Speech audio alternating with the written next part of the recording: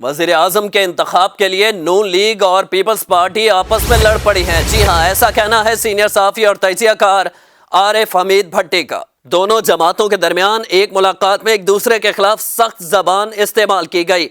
इमरान खान की हुकूमत जाने के बाद वजीर आजम हमने लेना है, हांडी पकने से पहले ही दिया बुझ गया है।